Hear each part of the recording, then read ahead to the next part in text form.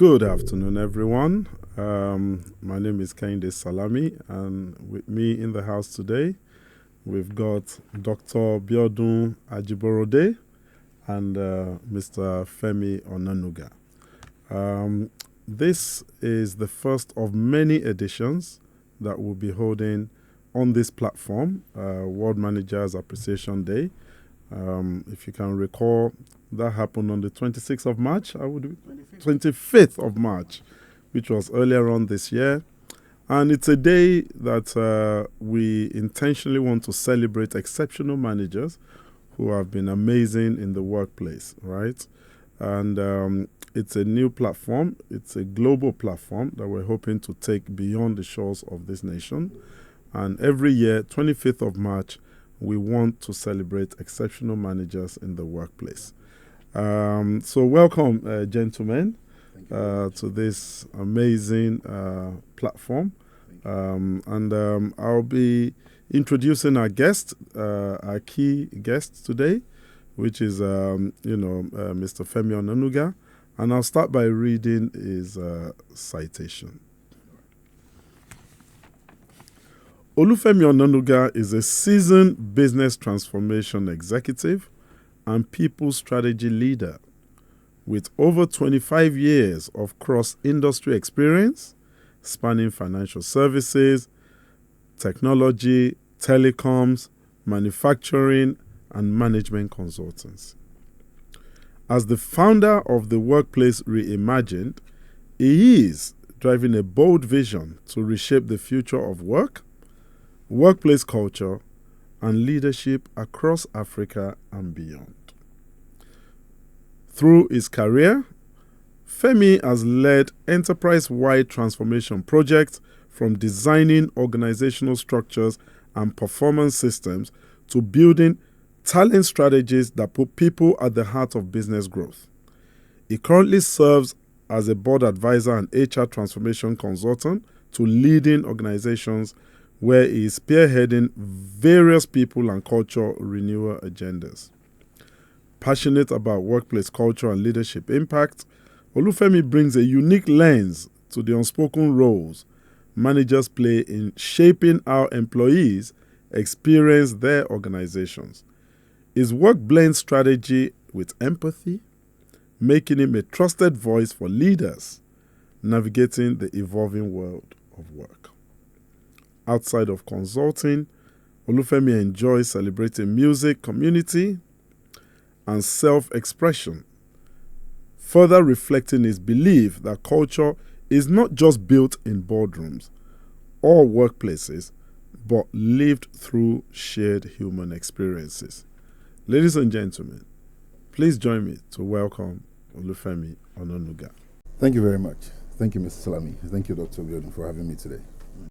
Thank you. I think we have a great opportunity to host someone with over 2 decades of very rich experience, and not just experience.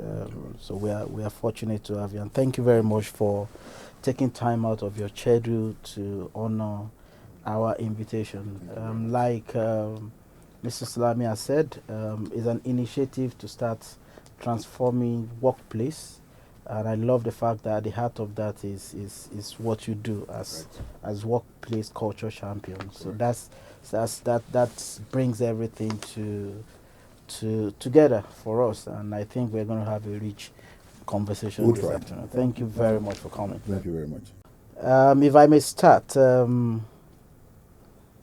we have so many conversation lanes that we're going to be looking at, and I think the first one is to ask you a question around this very interesting topic. That have you ever inherited a culture that you didn't create, and how do you respond, and what are the challenges that came with that? Wow, very interesting question. Thank you very much for having me again. I mean, it's a great pleasure to be here.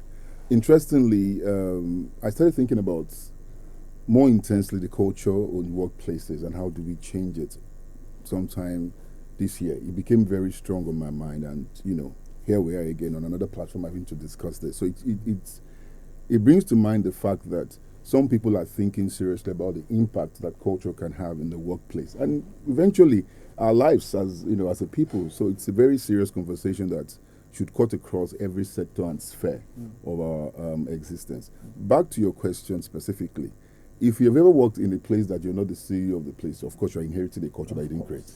All right, let's start from there.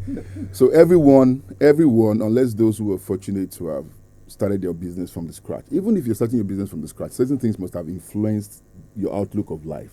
So yes, to your question, the answer is yes. Over my career, I've been fortunate to have worked in environments that, with benefit of hindsight, I think back and say, okay, that's not what it should be.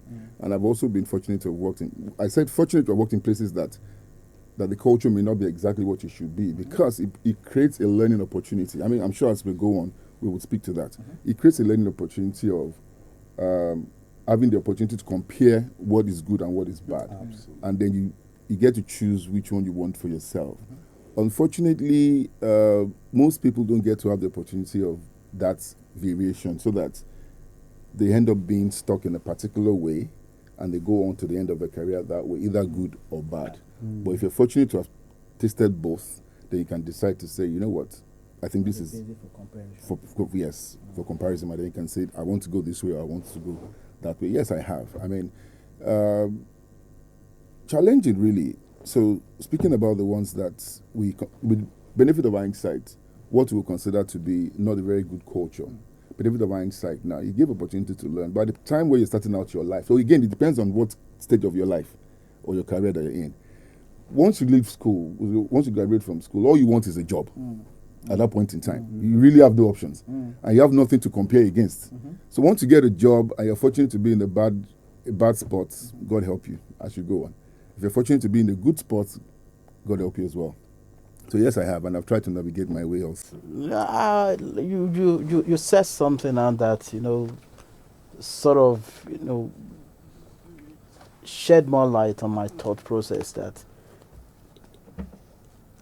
it depends on the level in which you are in an organization to be able to even influence the culture. Or even be aware that it's a bad culture. Okay, because the question was saying that how did you respond to it and what are the challenges that came with it. But as you were talking, it was very obvious that at some point in your career, you can't do anything about it. You don't even have a voice, neither do you even have a seat to actually influence something. But as you progress in career, that's where I would like to further get clarity on that. When you now have the power, you have the influence, you have the role to influence. What did you do, and how did you respond to those kind of things? Great. So let's backtrack a bit. So there are majorly 3 levels in your career. So you either come in as a junior management, which means at the point where you're graduate trainee to maybe second, third level, depending on the structure of the business. Then you get to middle management, where you're beginning to have responsibility. At the junior level, you probably don't have responsibility for managing any other person. So you're just taking instructions and doing as you're told at that point. But once you start to ascend in your career, you get to middle management, then you start to have some sort of influence on the workplace, on the people that you work with. You may not be able to define absolutely the culture of the environment where you work. But once you transcend to the point where you become senior executive or senior management, at that point in time, the shaping and the crafting of that culture rests solely with you. So let's speak to the 3 different dimensions. As a junior person, I was taking instructions. There was nothing I could do about it. I was happy to have a job, and that was what that mattered to me. So yes, I mean, really, that's what that matters to you at that point in time. Just let me do my job as best as I can, aspire to get some promotion, get some money in my pockets, and just live a decent life. But the moment you start to get to supervisory level, at that point in time, what would have shaped your mindset or your view about life is the kind of leader that you had at that point in time. Okay? Because we're, to a large extent, a reflection of the people that we've worked with over time. We pick things saliently without necessarily knowing. So if you've been fortunate to work with someone who supposedly was a good manager, it shapes you as you get to the middle management. You start to behave like that person, right? At that point in time, you're also maturing in the workplace enough. You're beginning to get a grasp of the job that you've been assigned to do. You have more control over it. So the limit to which someone can influence you negatively starts to reduce, because then you start to make your own choices at that point in time. I know my job, right? My manager is asking me to do what is wrong. I can either say, yes, I want to do it, or no, I don't want to do it. At that point, you can make those decisions, because you build some sort of competence that the worst thing that can happen is, if I don't like this anymore, I can leave. I can get some other job. So you can make those decisions. Okay, so when you then go further to being a senior management person or an executive, at that point in time, like I said, the responsibility of defining the culture rests with you. How did I navigate? So I'll give two instances where, at the middle management level, before I got to the peak of my game, at the middle management level, I've had the opportunity of working with a supervisor. I'll say supervisor that I didn't agree with a lot of things that he did in terms of values. And what is culture really is about values, behaviors that are shaped by the values that you exhibit or you believe in. All right. So he believed, for example, I'm not mentioning names, so don't think I'm going to mention names or companies. So he believed in being very authoritarian in his views. He's the only one that knows in the room. If you speak anything contrary to what he believes or he stands for, you get to be in his bad book. But I grew up to be able to. We've all been there, right? Yes, we all have. Tell me about it. We all have. So, but I grew up knowing that I should stand for what I believe in, so long as it's good. Okay, so I was able to stand up to him. He became my friend afterwards. I mean, outside of work, we became friends. But in the workplace, he was my supervisor. But if I didn't agree with a lot of things that he did, I would tell him. Maybe not openly. Again, not to bruise his ego. He was my boss, and he had a couple of us that he was supervising. So not to bruise his ego. Again, that is where you also need to be sensitive as a subordinate. All right. Well, I mean, I'm sure we'll speak a bit about those. So I go to Minnesota and say, look, Chief, what happened just now? I don't like it. I don't think it should have been like that. And these are my views. These are the reasons why I think it shouldn't be like that. And these are the alternatives I'm bringing to the table. Not in the presence of everybody. No, that's what you also That's need the to smartness. Oh, you have Wisdom comes in, right? native knowledge. Native knowledge. You have to be. But you see, and these are the things that are different in the world that we live in now. Okay? Some years ago, you wouldn't dare look at your supervisor and tell him he's wrong. Even in private, you just assume that it's fine. But with the kind of workforce that we're beginning to have now, I'm sure we'll touch it. These people will look at you and say, Chief, you're wrong. What's the worst that will happen? You ask me to go home. I'll go home and I'll find another job. And again, it also depends on what state you are in your life. As a single person, you can take some risks. But once you get to marry, you have kids, you have bills to pay. you think twice about taking decisions. Exactly. So, yes. I was going to say that, whilst I totally agree with you, and this conversation is quite enriching, I'm liking it already. There's a belief that I have, right? And it stems from one of my quotes, which is, be the change you wish to see in Absolutely. the world. Absolutely. Okay, now, for me, regardless of what level you come into an organization, even if at a very junior level, once you can start to exhibit some of your own personal values and culture within, there's a way that it permeates and it becomes infectious, right? Even at a very junior level. Let me give you an example. Just mere greeting people in the morning alone. Sometimes you come in, you might buy the most insignificant thing, maybe chin or whatever. I just want to say good morning to you guys. Have a nice day. Your manager will be watching. And even if they're not, they will get to hear that there's something different about this person. And as you ascend in your career, those values that you've exhibited and those traits that people are now starting to see starts to permeate. So within your own small space, even as a very junior person, you are not influential, but you are important. Do you understand? Yeah. And you can start to become a bit more significant. So there will be meetings that you're not even meant to be in. There would be committees that you shouldn't even be considered for. but because you've exhibited some personal values that is now quite infectious, right? You would be called and you will stand out from the crowd. And as you go up into a managerial level or senior executive level, do you understand? You have gotten to that level on merit and performance, of course. And you can now be a bit more influential in making sure that it now becomes institutionalized as you go on. So the notion of someone coming in as an NYSC or an intern and having believed that I don't have a voice, do you understand what I'm saying? I think we need to start to correct a bit of that perspective, because there's also a saying that I have, which is no insignificant person was ever born. Are you with me? Right. So within you, there is something that you can do that will get people to stand up, listen, and take notes.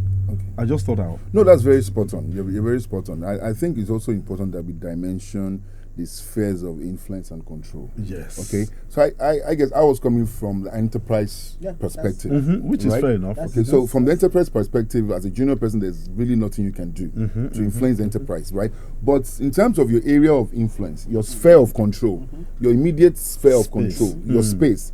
What are you doing? There's a lot you can do. So the question is, yes, what are you doing about it? It could be something as simple, like you rightly said, as good morning. All right. It may appear strange to certain type of people because maybe the environment is naturally toxic. People just don't care.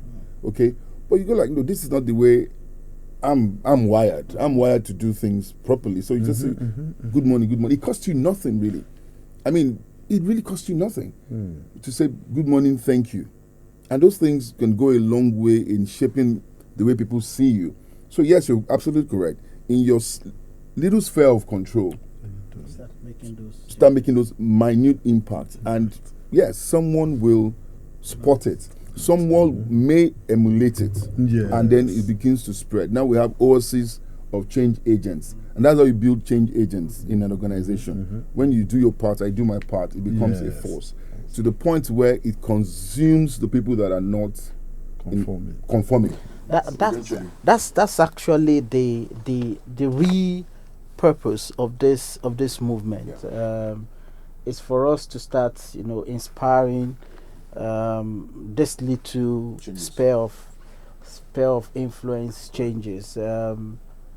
I was training some group of leaders 2 weeks ago, and if you know a department, I think there are 2 departments in every business that the effect of culture travel far with them into career.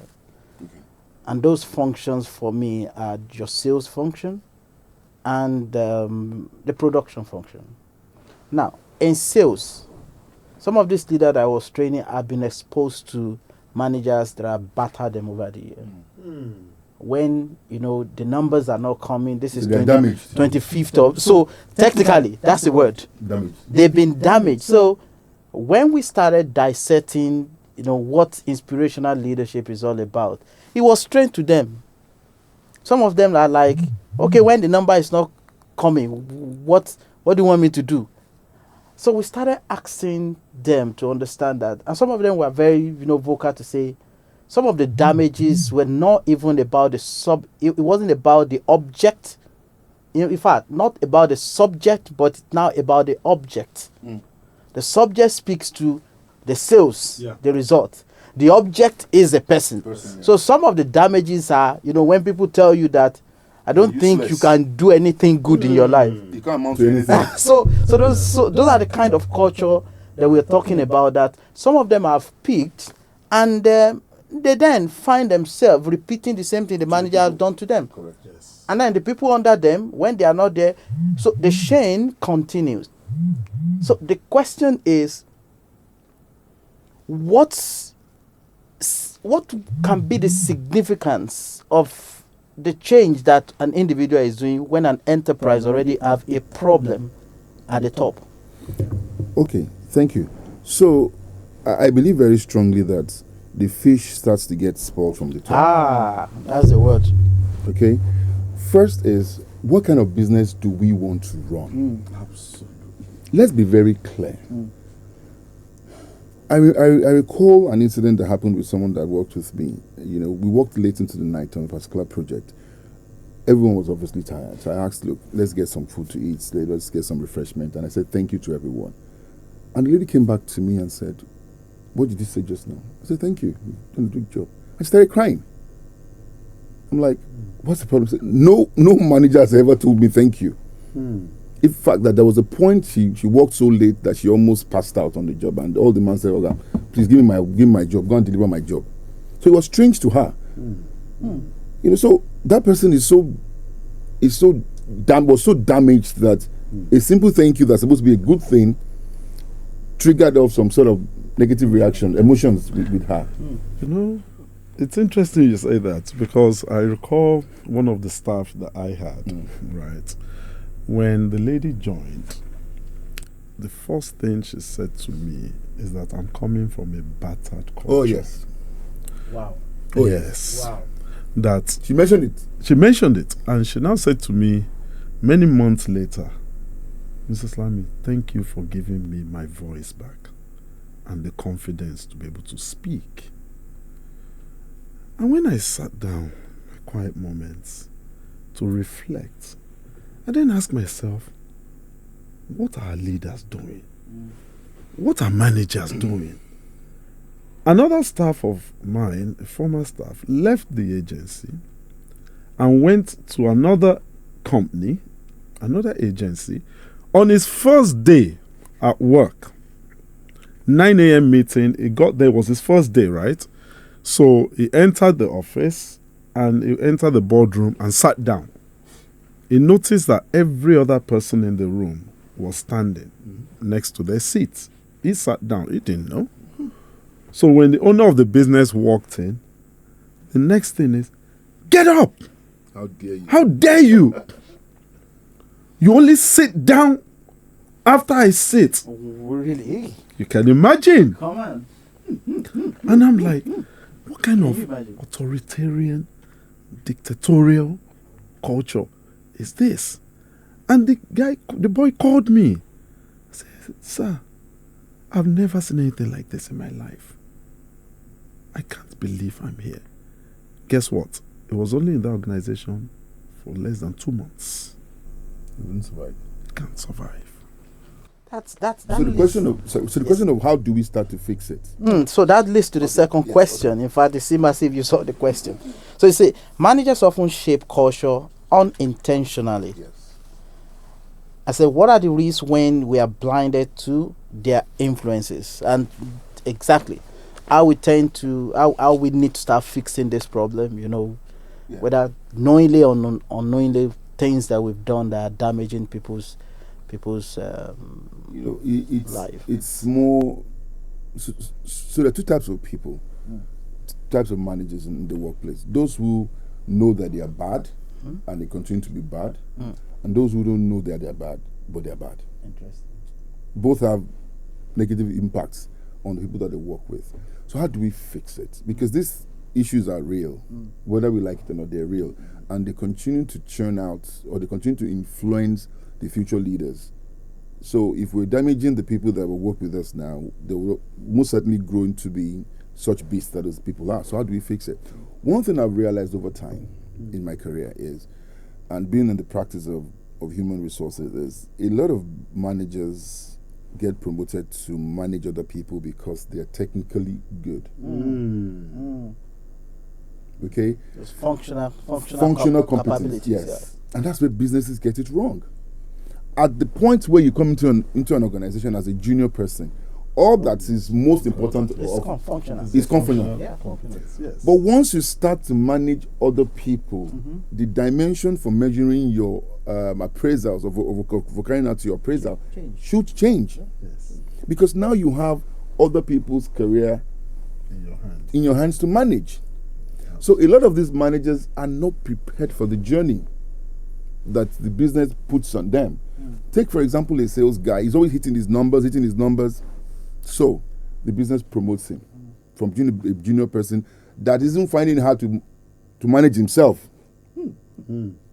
He can't even manage himself. He can't even be disciplined in terms of what he needs to do. Now, because the man or the person knows one uncle, auntie, whatever, somewhere that helps him or her achieve the target, we now promote the person to a team lead, having to manage other people's error.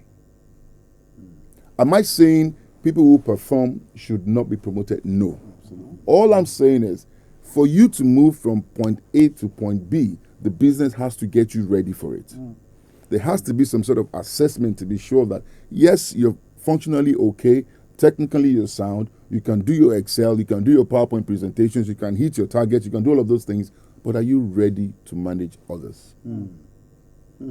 Businesses fail. I've seen it across. Yeah. You then start to promote so at that point in time, because you've bestowed on him responsibilities that are beyond him, two things happen.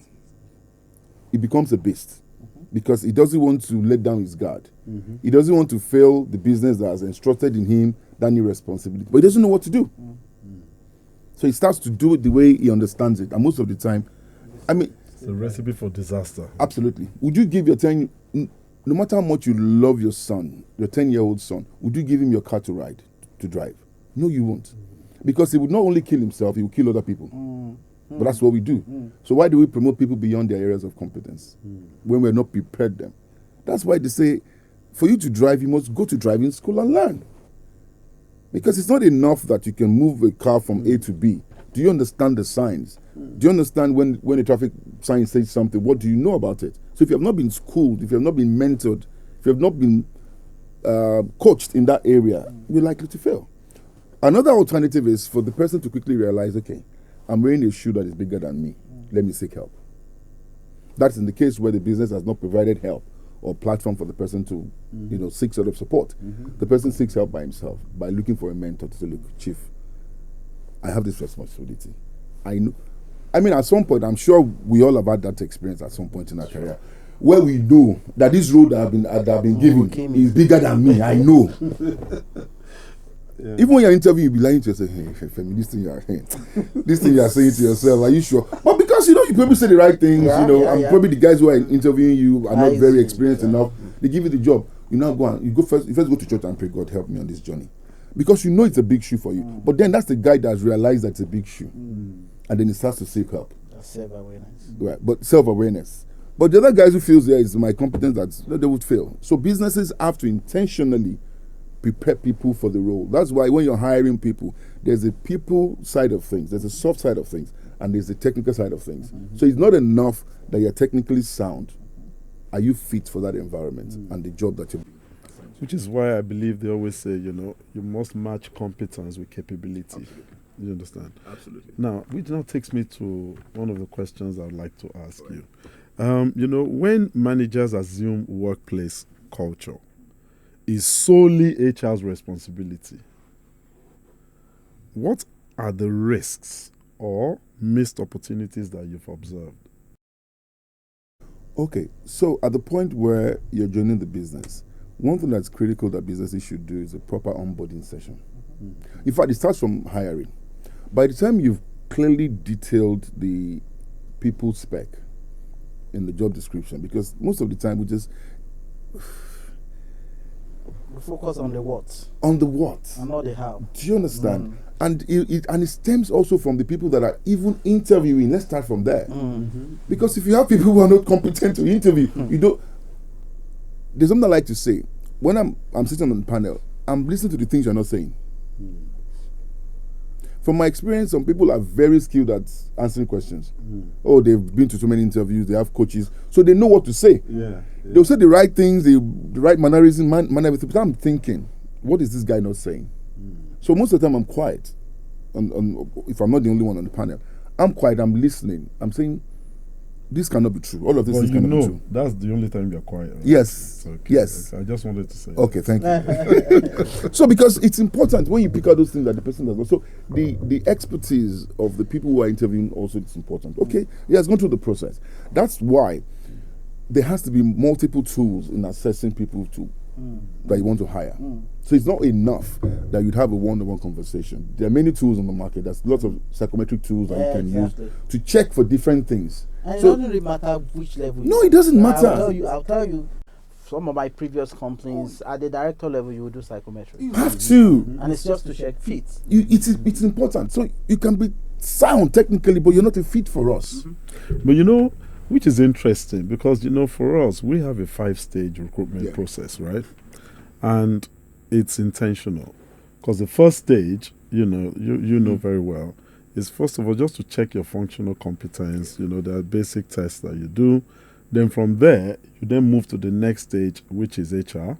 From HR, you then move to the interview session where you have with the team that hopefully you will work with, right? From that stage, you then move to the more culture-based kind of session and assessment. You understand? And then after, there's now a second culture check, which is now at my own level, right? So by the time you get to the 5th stage, we have filtered so many things, and we're no longer checking functional competence now. Right. At that point, we're checking culture fit. Do you understand? It's very important. So it's so important, And one thing that I also feel is highly important is your personal story. Beyond the CV, what is your personal story? And I think for managers, we need to pay a lot of attention. Sometimes some people may be going through a crisis. It's not because they're not good. It's just because they've had a bad period, right? Yeah. There's a situation at hand that warrants and needs a bit of support. Right. So we have to be sensitive enough to be able to understand those dynamics and being able to help, and assist when the time. There's a very interesting question here, which sort of speaks to some of the things that we've been discussing, and it's about manager being the driver of culture by what they tolerate and what they actually enforce. And I think it's a very interesting question. What you don't want grow, you don't permit. What's your opinion? What's your opinion about that? I mean, it's very true. It's very true. What you allow grows. If you allow bad behavior, it grows. If you allow good behavior, it grows. So that's why in the workplace there's got to be the carrot and stick, right? Bad behavior is punished and good behavior is rewarded. Now, but it shouldn't be just by mouth. It should also be embedded in the performance management framework. Because if it's left to... Okay, so there's a client that I worked with at some point most recently, quite recently. So I joined the business after they had finished the appraisal. So I looked at the enterprise figure of the business. Wasn't looking good at all. In fact, the management of the business was complaining that, look, we need to do something about our numbers. Our numbers are very bad, blah, blah, blah. And I looked at the performance of everyone. Most people scored 80, 90.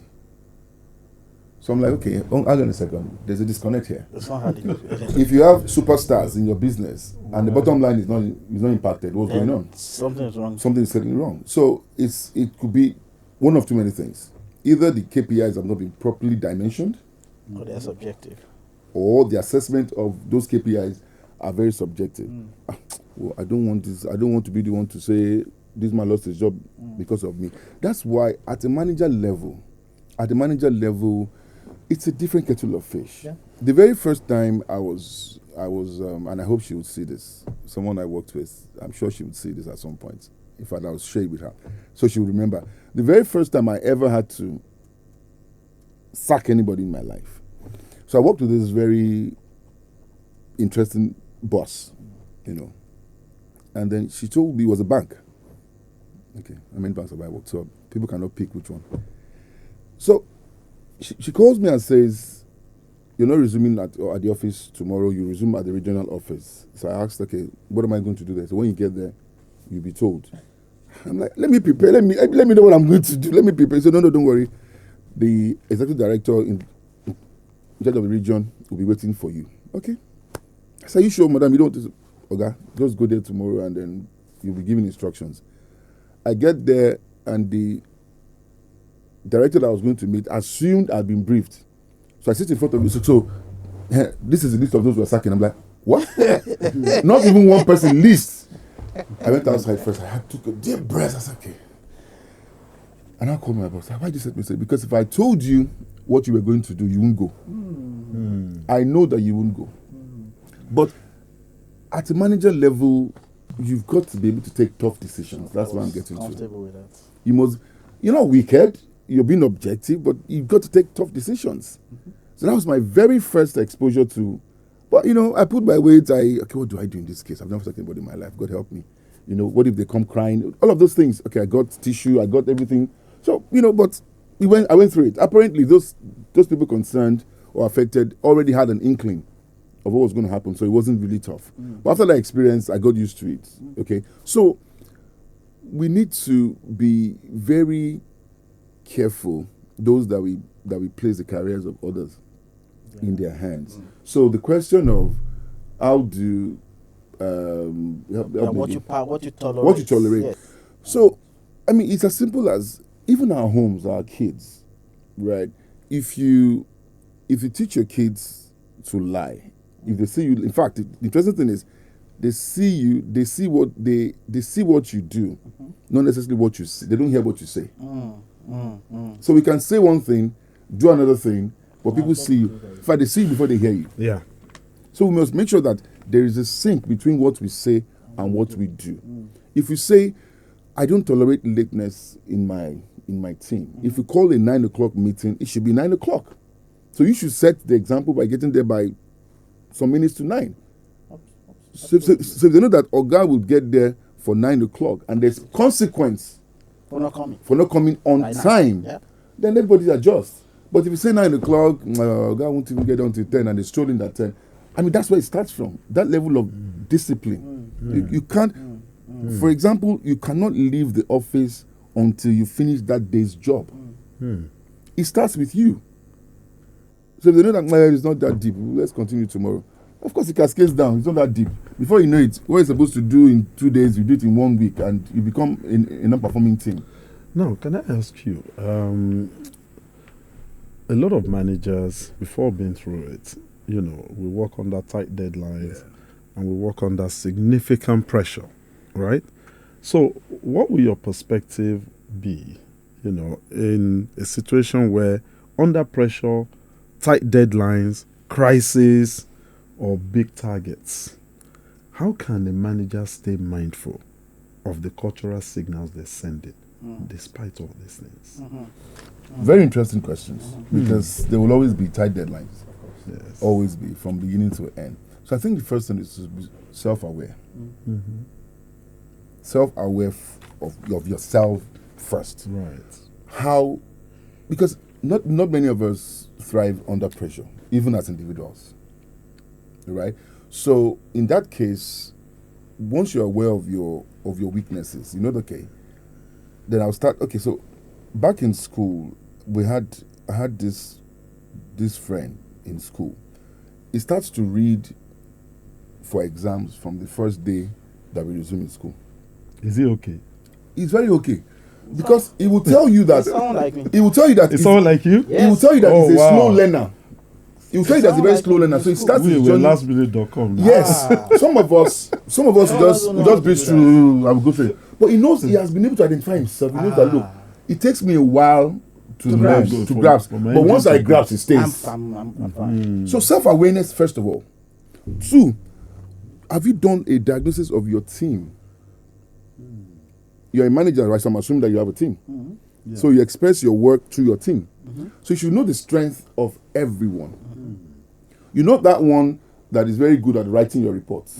You know that one that's very good at your analysis. You know the one that's very good at putting everything together.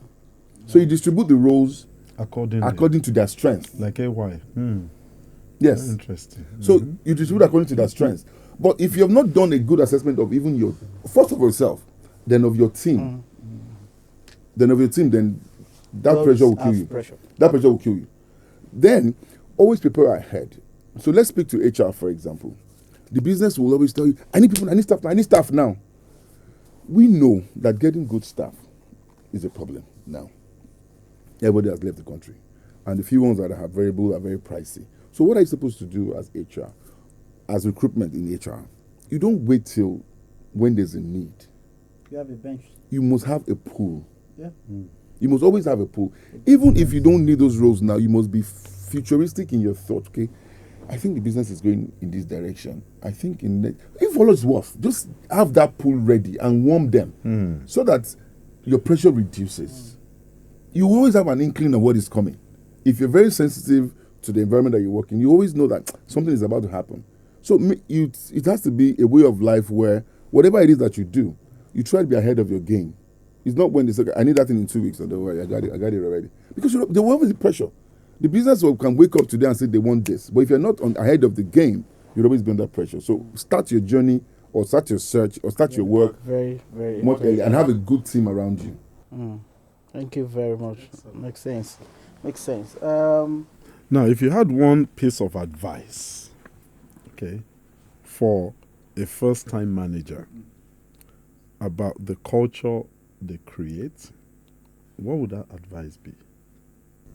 So the culture that the manager is to create, is to create.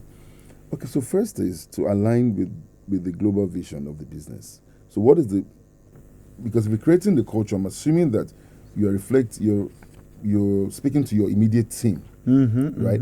But your team is a subset of the bigger organization. Right. Yes, you can change a few things at your sphere of influence, like we had already agreed. But what is the impact of the global team culture on your team? So first is to be aware of yourself. Be aware of yourself that these are the things that I want my team to be known for. There's nothing wrong with creating a culture in a culture. That's exactly what I want to say. There's nothing wrong with it. In my leadership training, most of the times I often tell people, as a function head, when you become a function head, it is encouraged that you have your own culture. In fact, have your own vision statement for your team. For your team. Yeah. Nothing wrong with it. Embedded in that statement is a culture. Absolutely. And the practice that you want within your function. Yes, it will take its own root from the bigger culture, but you want to actually institute that in your function, such that people who work under you knows that this is the way of life in this function. Absolutely. This is how we roll here. That's exactly what you've said is what I mentioned to a GM of a bank, one of the top banks that called me. That was like during World Managers Appreciation Day, and by the way, it's 25th of March. Every year. So next year we go again. Next year we go again, Amen. And she asked me the question. She said, Kenny, the challenge is in the banking industry, there's this hierarchical way of doing things, and there's so little you can do to change things. And I said to her, you know what? Within your own team, what are you doing? Correct. Leave the bigger picture. Yes. Be the change that you want to see within your own team. And with time, it will start to permeate into other teams, and people start to take notice. Absolutely. Absolutely. Yeah, absolutely. Yeah. Thank you very, very much. Just one more question here before we round up. I don't know whether you've exhausted your question. I think I have one more. No, it's been an enriching session. Yes. Interesting. I think we've even cross reference some of the questions. But here is to say, which one is more challenging? Undoing an unhealthy culture or sustaining a positive one? Which one is more challenging? Repairing or undoing the one that is not okay, or the one that is good, sustaining that one doesn't get bad? Okay, so I would say it depends on the skill of the repairer. Yes, because there are different types of leaders. Some people are very good at when things are scattered. They are their best. Some people excellent at their job, but they'll just cruise. They can maintain status quo. Nothing will go wrong. Let's just keep going. If there is a turbulence, they're in trouble. The problem. Yes. So there's some people that they like that trouble. In fact, when things are smooth, they're uncomfortable. Wow. Bored. Wow. Very bored. They like the big challenges. They want to step on toes. They want to break things down. So some people are wired that way. So first thing, that's why it comes back again to self-awareness. Naturally, it is easy to say it's more difficult to build than to sustain, because sustaining means that almost everyone is on the same page. Something is already working. And people are on the same page. So we're on autopilot. But that's also, it's dangerous, because once there's a hiccup anywhere, that's why you must be careful. Once you're able to define the culture of your business, you must protect it. That's all you have. I think it was one of these strategies that says that culture will hit strategy up any day. For breakfast. Any day. Yeah.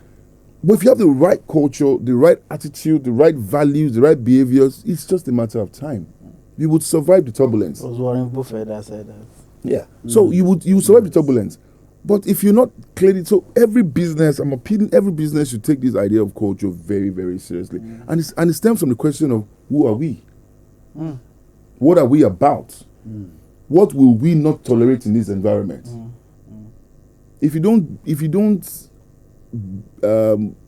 believe in something, then anything will appeal to you. And anything is nothing.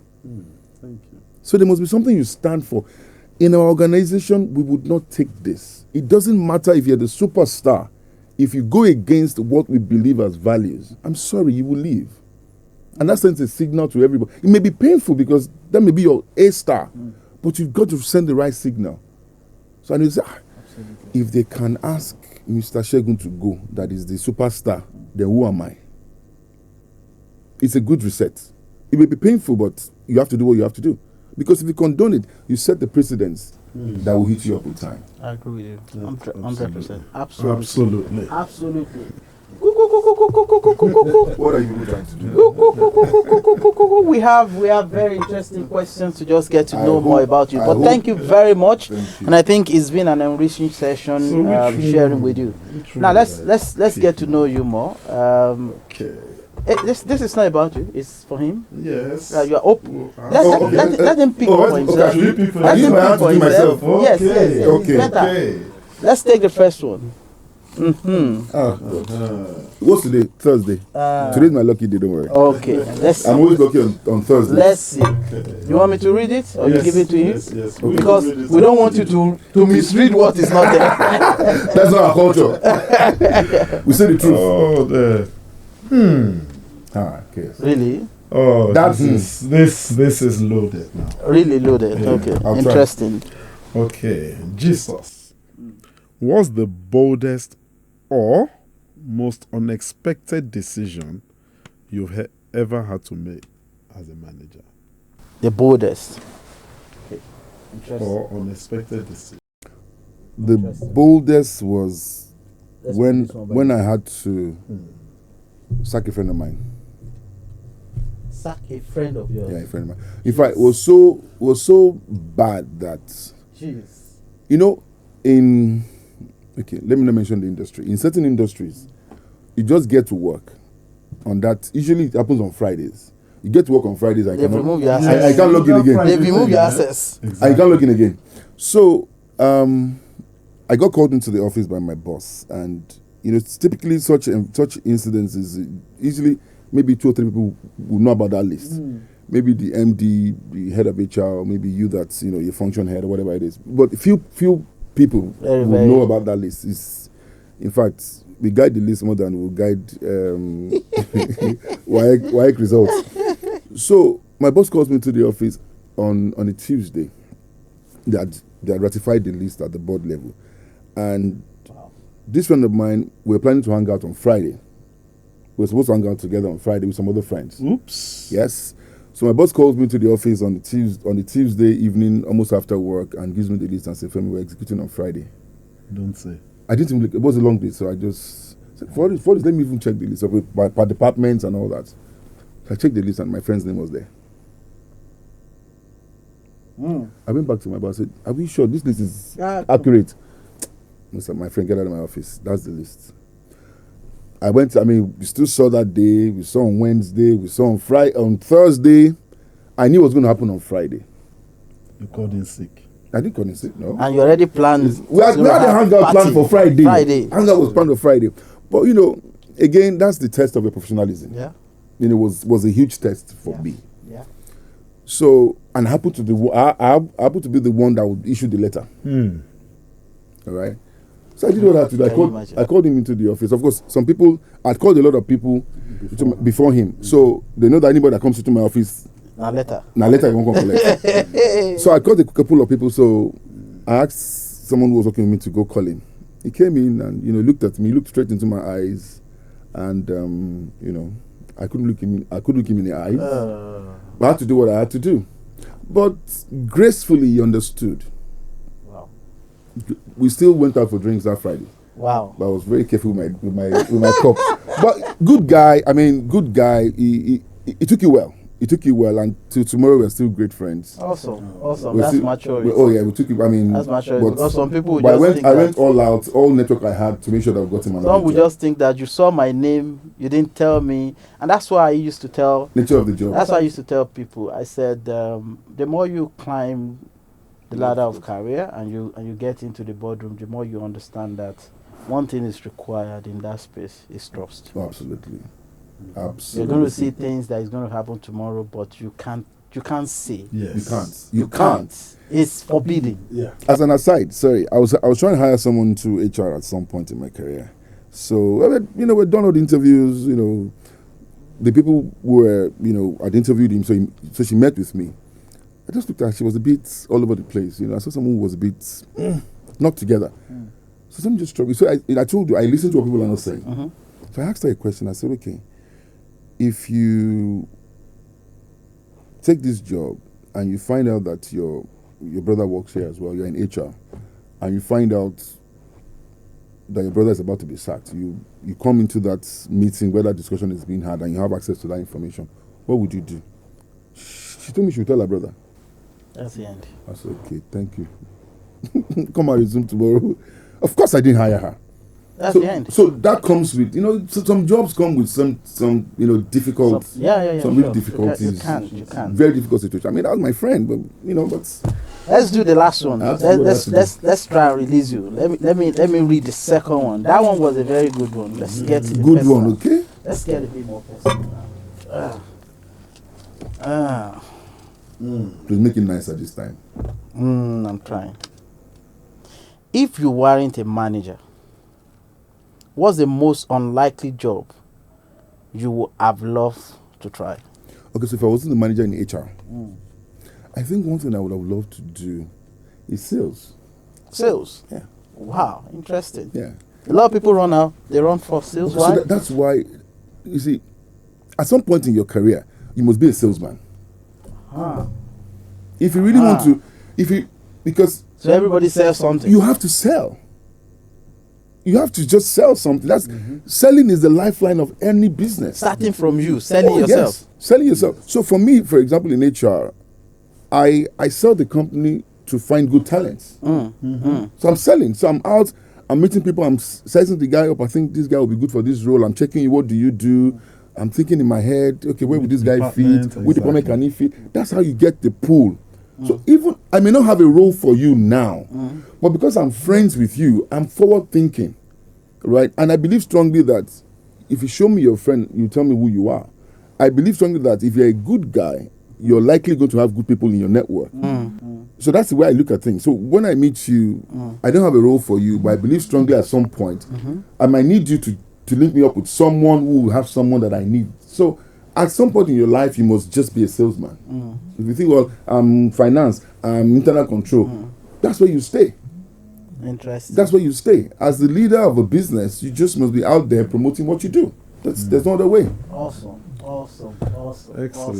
Excellent. Thank you very much. You want to round up for us? I think we've had excellent session. Oh, what an amazing session we've had today. You know, I think he deserves a round of applause. Yes. Thank you very much. You know, Mr. Onanuga, you're just full of it. I try. God. I try. Even the way you were talking, the experiences you were sharing, the kind of examples you were giving us, so relatable. Yeah. And we just want to say a very big thank you to Thank you very much. Thank you. I know you've impacted many before now, and so shall you impact many more from today. Thank you so much for coming on this platform. Thank you. Like we said, maybe on this note, I want to make a request, and I'm putting it on the spot. Okay. The request is that next year, Managers Appreciation Day, I think one of the plans is for us to have not a virtual conference now, a physical conference for the HR and generally managers. Maybe I'm using this opportunity to ask for his time to join us on the panel on that particular day, as long as you're in the country. Well, I'll be honored. I mean, I'm family, so I'll be So because it's something I'm passionate about, and we honestly must continue to talk about this. The workplace is a very serious place. I mean, you won't leave your home to spend 10, 12, whatever number of hours a day in an environment that is toxic. And because we have people who are not prepared for the roles we've given them. So we must continue to talk about this in our own little corners. Like we said, in our sphere of influence, let's be the change we want to see. If we're doing our part, they are doing their part, he's doing his part, she's doing her part, eventually we'll build oases of energy and we will change the game. But we can't give up. We've come too far to give up. So the lot of younger generations are looking up to us. So we must speak. We must show them the light. We must show them the way. Hold their hands, mentor them, and guide them. So I'm excited. I'll be glad to be part of the journey. Ladies and gentlemen, we just finished with Mr. Olufemi Ononuga. Thank you very much. The founder. I'm trying to look at your company's Workplace Reimagine. Workplace Reimagine. Yes, So for every HR consultancy issue, I'm sure you can always reach out to Mr. Femi Ononuga. We will drop his details on our platform when this podcast is out. Thank you very much. Thank you very much. It's a pleasure having you on the show. Thank you very much. Thank you very much. Mr. Salami, thank you very much. Thank you very coming. much. And thank you, the crew. Thank you very much. Guys. Take care. Thank you. Please.